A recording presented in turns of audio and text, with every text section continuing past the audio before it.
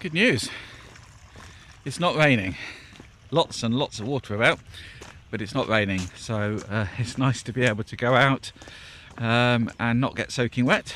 Also not so windy today, so hopefully I'll keep hold of my hat. So our sofa's gone. It was collected today, we put it out. We had to book with the council, they come around and collect it. And that's it. We had a couple of two-seater sofas, so we've got rid of one of them because we replaced it with a nice new sofa, but we've kept the other. So the one we got rid of was the worst of the two, obviously.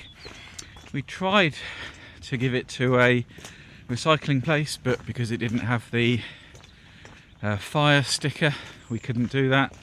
So now, perfectly good sofa is going to go, I guess, to landfill, all because it doesn't have a sticker. Doesn't mean it's not fireproof, it just doesn't have the sticker, and I guess it has to have the sticker just in case something happens and someone decides to sue. I'm just watching some geese go over, if you can see them. So yeah, without the sticker, can't go into a shop, they can't sell it in case something goes wrong. If something went wrong, then their insurance wouldn't cover them and the lawyers would get involved and all sorts of stuff. All because it doesn't have that sticker, and the consequences goes to landfill, and it's just such a shame. And it just reminds me of when I was working. So much of what I did was just in case, dotting all these I's, crossing all these T's, doing all these things just in case. Not really doing the right thing, but doing the thing you can defend legally, that the insurers agree with, that the auditors think is the right way of doing it, just in case. And it's all about that risk profile, I guess. You can be so risk averse you end up doing nothing just in case. I'm not sure I want to live like that. I mean, yeah, I'm not a risk taker particularly, but you know, I'm happy to do things, take the chance, and I'll suffer the consequences. I guess you can't do that in business, can you? But it did feel the pendulum had swung a little bit too far to the risk averse side.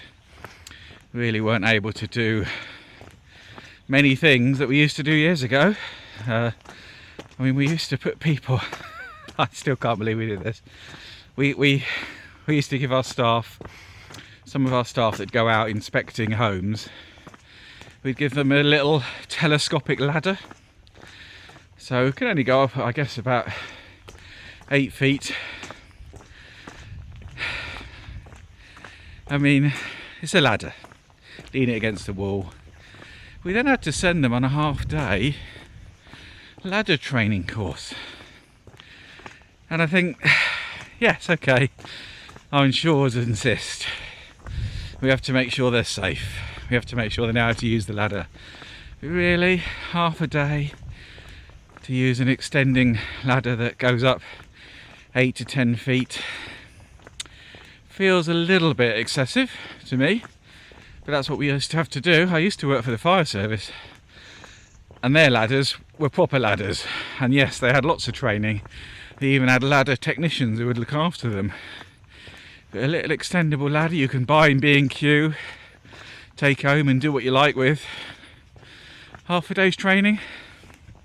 Oh well. Yeah, I'm not a health and safety gone mad kind of guy. I do recognise you need to train people and keep them safe, but I think it was to tick a box to say we've done it. So if someone did fall off, we could say we've done it. So yeah, arse covering, just in case. So I'm glad I don't have to worry about that anymore. I'm so pleased. Anyway, I'm going to carry on with my walk. I've got my boots on just in case. And hopefully I'll see you next time.